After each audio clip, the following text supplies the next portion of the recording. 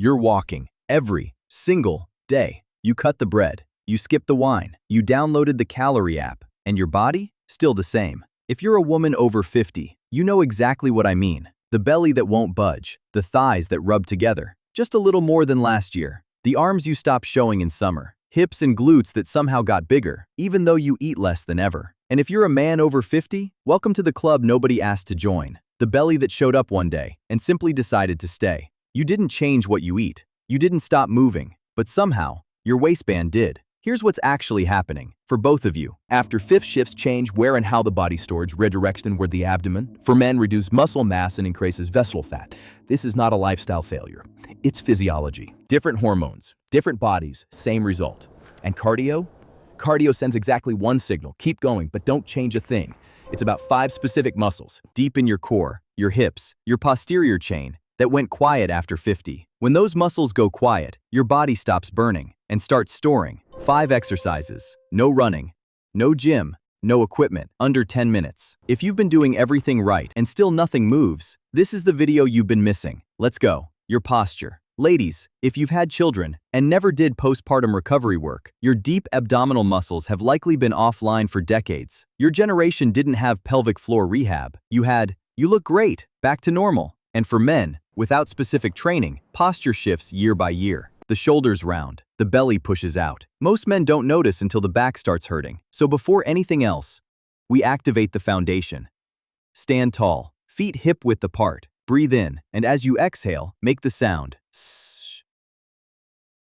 Ssh.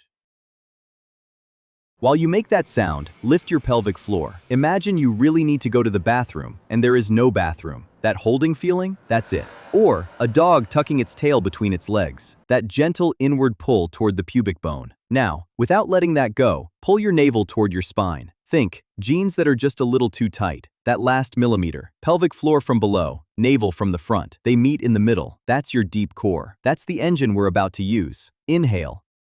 Reset. Exhale.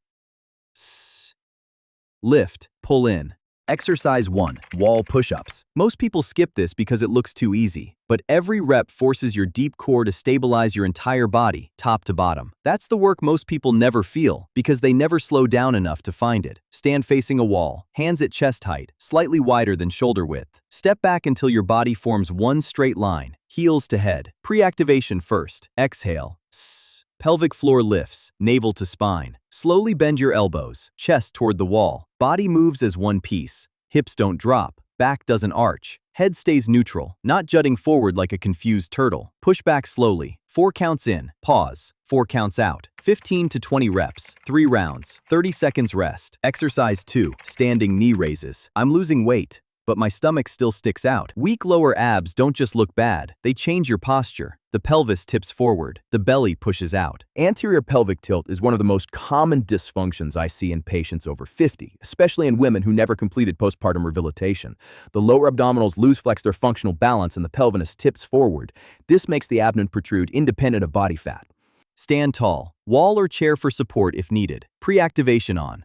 Lift your right knee toward your chest, slowly. Now, take your opposite hand and press it gently down on top of the rising knee. Knee pushes up, hand pushes down. Neither wins. That's the point. Think of it like arm wrestling with your own leg. Pause 2 seconds at the top. Feel the area just below your navel tighten. Lower slowly. Switch sides. For women, this is the movement that reconnects what pregnancy may have disconnected. The muscles that wrap around the waist like a corset. This is how you find them again. The goal isn't reps. The goal is feeling. Stay upright. Don't lean back as the knee comes up. Chest over hips, hips over feet. 20 reps per leg, 3 rounds. Exercise 3, slow mountain climbers. The exercise everyone does wrong. Most people turn these into cardio. Fast, frantic, bouncing hips, out of breath. But when you go fast, your core switches off. Your hip flexors take over. And the one thing you actually needed to train, completely bypassed. Speed doesn't burn fat, tension does. Get into a push-up position. Hands under shoulders, body straight.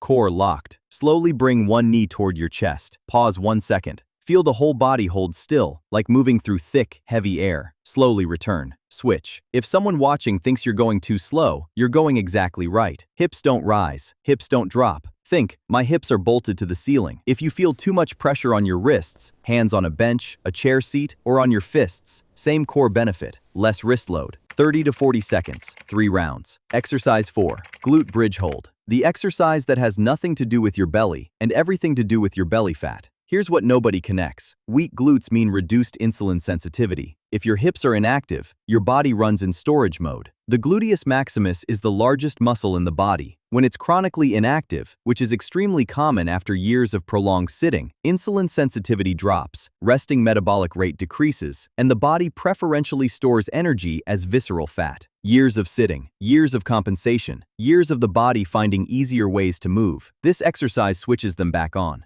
Lie on your back, knees bent, feet flat, hip width. Fingertips should just graze your heels. Arms at your sides, palms down. That pressure gives you stability. Use it. Exhale. Shh.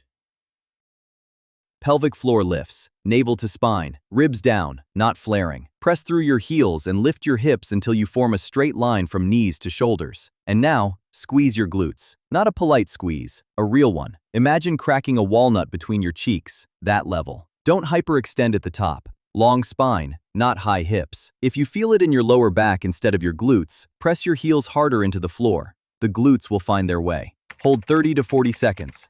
3 rounds. Exercise 5, vacuum hold. The missing piece nobody talks about. Sometimes what you're seeing in the mirror isn't fat, it's pressure. The transverse abdominis, the deepest layer of your abs, acts like a natural corset. It wraps around you from the inside. When it goes offline, after years of sitting, stress, shallow breathing, the belly pushes outward. Not because of fat, because of a wall that stopped doing its job. The transverse abdominis is the only abdominal muscle that runs horizontally, like a compression belt around the entire midsection. Unlike the rectus abdominis, the six-pack muscle, it cannot be trained with crunches. It responds specifically to sustained, low-load isometric contractions. The vacuum exercise is one of the only movements that directly targets it. Stand tall, deep breath in, then exhale, completely, every last bit of air. Now pull your belly in, not the surface, deep, behind the navel. Imagine trying to touch your spine with your belly button. Now, add the pre-activation. Pelvic floor lifts from below. Deep abs pull inward from the front. Your torso becomes a vessel. Think of it like a snow globe, and you're very gently pressing the glass inward from every direction. The pelvic floor is the base. The deep abs are the walls. Everything closing inward at once. That is your body's natural internal brace, and it has been there all along, waiting to be remembered. Keep breathing lightly. Short breaths. If you get dizzy, you're holding your breath. Always breathe. Hold 15 to 20 seconds. Release. Reset. 5 repetitions. This is the last exercise in your daily routine, and the one most people skip. Don't be most people. The body doesn't respond to more effort. It responds to the right signal, sent consistently over time. These 5 exercises reverse that process the same way it happened. Slowly, quietly, without drama. Not because they're intense, because they're precise. The people who change after 50 aren't the ones who push harder. They're the ones who stop sending the wrong message and start sending the right one.